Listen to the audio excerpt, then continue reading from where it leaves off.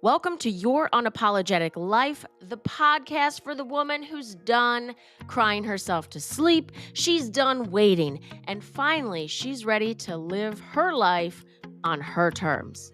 My name is Morgan Barkus, empowerment coach, former therapist, author, speaker, and a woman who rebuilt her life after a breakup.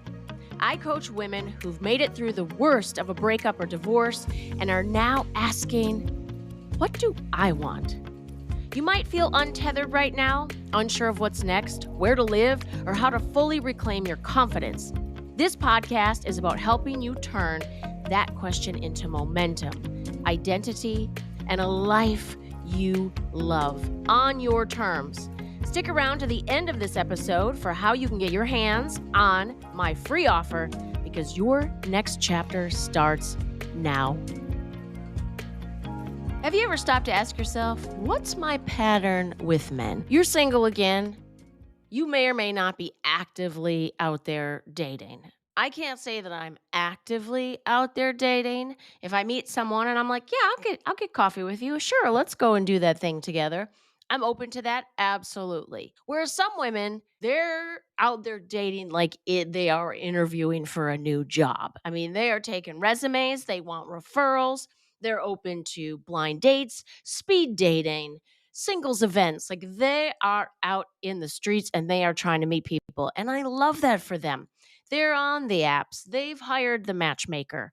I am not in that category. I am open. I am not actively out there. So, wherever you are, maybe you don't even want anything at all. You're still bouncing back from the breakup. You've gone through a breakup, you've gone through a divorce, your feet are finally on the ground, you're standing up straight, you're in the Wonder Woman pose in the mirror, and you're saying your positive affirmations, and it's not a priority to date. Cool. Got it. And eventually, you're going to start meeting people again that you click with, and you may or may not decide to go on dates with them. So these are this episode is about thinking about that and staying open when you are out with people to start looking at your patterns. And this hit me. I was at one of my favorite breakfast spots out here in the western suburbs of Chicago. I just got my truck washed. I went to this car wash that I really like and sat there reading my book while the gentleman wiped down my truck. And then when I got done with that, I hopped in the truck and went over to this breakfast spot that I go to all the time. I always sit at the counter. I love it because I make friends with the folks working behind the counter, and maybe there's someone interesting that sits next to me. And this morning, I ended up not in conversation with anyone because my guy behind the bar, he was busy. The couples next to me, one guy, this one older gentleman, he was he had a ring on his finger. I don't know. I mean, some people, if they're widowers, they might still wear their ring. I don't know. But anyway, he was sitting there at the counter and he had his little iPad out. But the iPad had a cover that was kind of like a mauve purpley color. And I was like, probably his wife's. But anyway, he came to the counter to watch his little shows or do whatever he was doing on his iPad. So he was involved. And then another couple sat next to me to my right. And they were just coming from church and they were all dressed up. And obviously they were chatting and in their own little space, which is great. Good for them. I've seen couples that go out and they're on their phones, not talking to each other the entire time. And I think, why are you even out? You could have done this at home and saved yourself money or just ordered Uber Eats if you didn't want to cook, but you're sitting here and you're not even talking to each other or anyone else. I think that's strange. Anyway, I like to go out because I like to meet people, watch people. And in this particular morning, I had my book with me. So then I thought I really want to finish this chapter because Gina DeVee, who is my business coach with Divine Living, she wrote a book called The Audacity to Be Queen. And she's the book is great. And she talks about money stories and in part of the book, and she talks about how she worked through her money story because she grew up to middle class families, didn't have a lot of money, pinch and pennies, getting by, not poor by any means, and never extravagant in any way. And she grew up always wanting to be extravagant and do really great things, serve. And she became a therapist and then a coach. and she started making really good money, and she can serve a lot of women and also um, give back in the ways that feel good for her and still go. And she's Italian. She and her husband have a place in Italy. And so anyway, she's built a wonderful life for herself. So she absolutely worked through her money story. And she also has a wonderful husband. And she said, I didn't always attract good men into my life. And she came upon this woman. I don't know if you're familiar with Catherine Woodward Thomas. She wrote the book called Calling in the One. Well, this Catherine Woodward Thomas did a workshop, and Gina signed up. She went, and one of the first questions that Catherine asked her was, "What's your pattern with men?" And she thought, "What? Like, what do you mean pattern with men?" And then once she dug in there deeper, she realized she had a list of these specific attributes she wanted from her perfect man. And it was like good looking, Italian, green eyes, dark hair, makes a lot of money. He's a rock star. Like she had all these things. And they, which were already one, superficial, and two, yeah, you can get all those things. That doesn't make him a perfect man or a perfect partner. So just because someone looks great on the outside or works a particular job doesn't mean that one, he's a good person, or two, that you two are a match. So she wasn't even thinking about that kind of stuff. And so she was attracting people that weren't a good fit for her. And so anyway, at this workshop, and she gets asked the question, "What's your pattern with men?" And she thought, what is my pattern with men? And she thought, okay, I worked really hard to work through my money story. That And then she said, "So is there a parallel to my dating story?" And she worked through that. Well, that got me thinking because I thought, okay, that makes sense. How you do anything is how you do everything. So what's my money story? And what does that mean for my dating? And I kind of was journaling and reflecting on that because I wanted to see where there were parallels. And I want to invite you to do the same. So what we're going to do in this episode is kind of go through some recommendations and questions to ask yourself when it comes to your money pattern and then your dating pattern.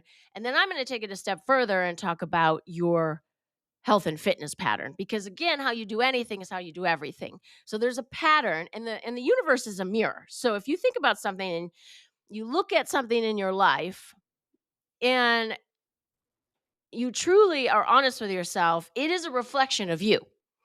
So if you are not liking what's going on in your life, it's because of something that you're doing. Like it's just your everything you have going on in your life is a reflection of the choices that you've made or how you see things, like your belief system and your patterns. So let's dive in here a little bit. So we got the money pattern.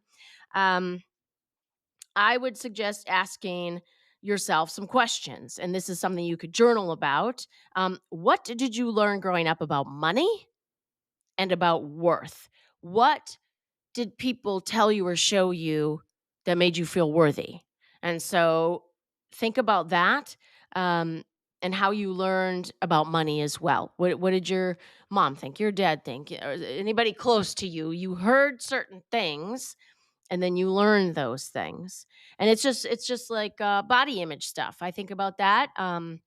There's like a passed on beliefs about, especially with women, that women will say things about themselves and they're not meaning to pass those things down to you, and they do. Or they directly say stuff about you that isn't kind, is critical, is hurtful, and then that becomes part of your belief system and your pattern. Again, let's go back to money. We'll talk about body image stuff and health in a moment. Um did you hear that? I almost said memento and then I want to say moment, and they kind of went together, and then whatever, moment. There you go. All right. So, again, ask yourself, what did you learn growing up about money and worth? And what do you believe is quote unquote enough for you to receive? Do you have limits? And if you do have limits, why? All right, a book recommendation is The Soul of Money by Lynn Twist. The theme of the book is that money is a mirror. So we were just talking about that. Money is a mirror. It reflects your deepest values and fears. So the author, Lynn Twist, is specifically saying that money is a mirror. I'm saying the universe is a mirror. Everything in your life is a mirror back to you. And she's obviously speaking specifically about money. Um, and scarcity isn't about lack of resources, it's about a lack of trust. That's her main takeaway in the book.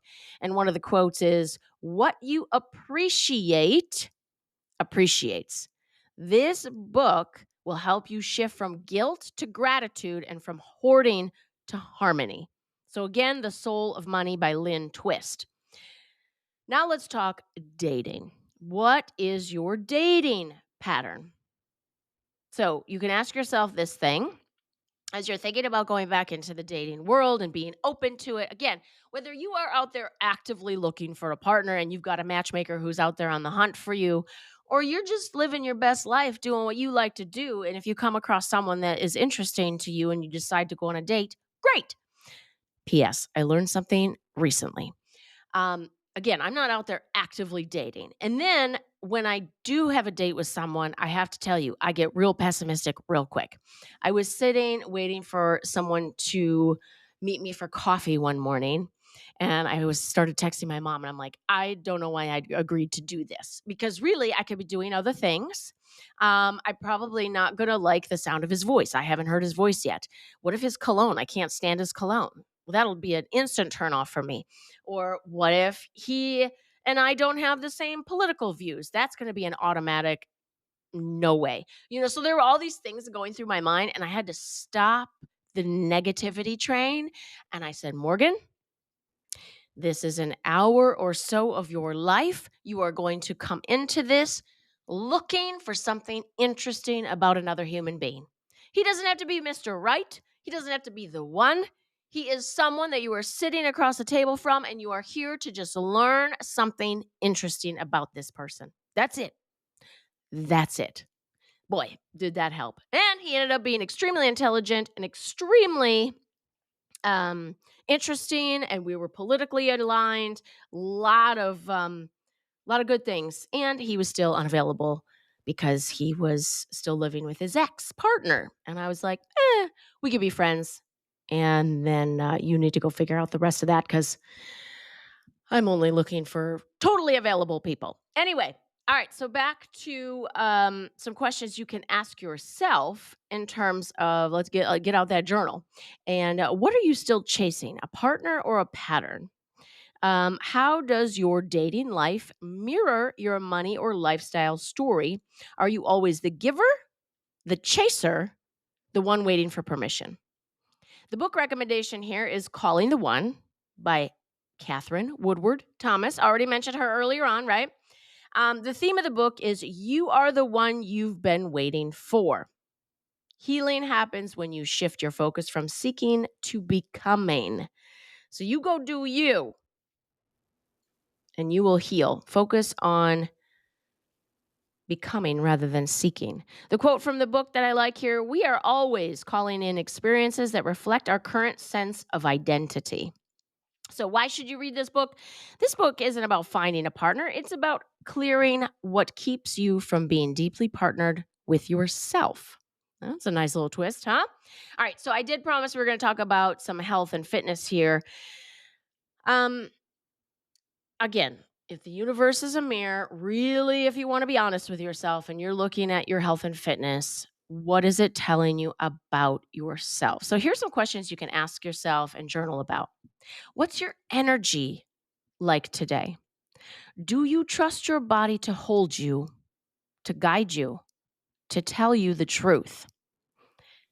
Do you honor it or do you ignore it? Those coming from someone who has struggled with body image issues, I can look at it now and sigh of relief because I have spent many a years working through these kind of coaching questions with myself. If you have not done the work, please do. Lots of journaling. Get yourself a coach. All right. So, book recommendation: The Body is Not an Apology by Sonia Renee Taylor. Now, the theme of the book is radical self love as a path to liberation. And the main takeaway is your body isn't a problem to solve, it's the home of your power. For years, I used to fight my body. Why is it like this? Why does it look like that? Why can't it be like this? No, it is what it is, and I'm going to take care of it. This is my home. The quote: you will not shame your way into wholeness. Let's say that again. You will not shame your way into wholeness. I recommend this book because it offers truth, healing, and fire. A full permission slip to show up fully in your body, the body you are in right now. We talked money. We talked dating. We talked health and fitness. How do these all tie together? Your money, your love life, your body, they are not separate. They're your mirror. And they're often showing you the same wound, just in a different disguise. This is the kind of work I do with my clients. We don't stay in survival mode. We move into design mode. Who do you want to be? Who do you want to be right now? What if you didn't have to earn your worth? What if you already had everything you need to start living boldly, fully, and unapologetically? What if you are the woman that your best friend is texting because she just saw you on the Instagram stories and she's like, girl, I am so proud of you. You are out there living your best life. You are living your life on your terms. That would make you smile, right? And you text her back, thank you so much. I appreciate you, with some hug emojis. Yes, that is what you deserve in this life. Here's what I want you to reflect on today. What are you repeating? Patterns? What story are you ready to rewrite around your money, your dating, and your body? What could your next chapter look like if you stopped apologizing for wanting more? Thanks for tuning in to Your Unapologetic Life. If this episode spoke to you, please share it with another woman that you care about who's also ready to rise. Make sure you're following this show, rate it, and please leave a review. It helps more women find this message and step into their power. I also have a free gift for you. It's a short video called 5 Questions to Ask Yourself Now That You're Single Again. It's your starting point for rebuilding on your terms. Go ahead and click the link in the show notes. You can also find it by going to morganbarkus.com, subscribing to my email list. You will have instant access to that free video. 5 questions to ask yourself now that you're single again. If you'd like to go deeper and find out about my coaching program, you're going to want to book a free discovery call with me. That link is also in the show notes. Girl, let's do this next chapter together.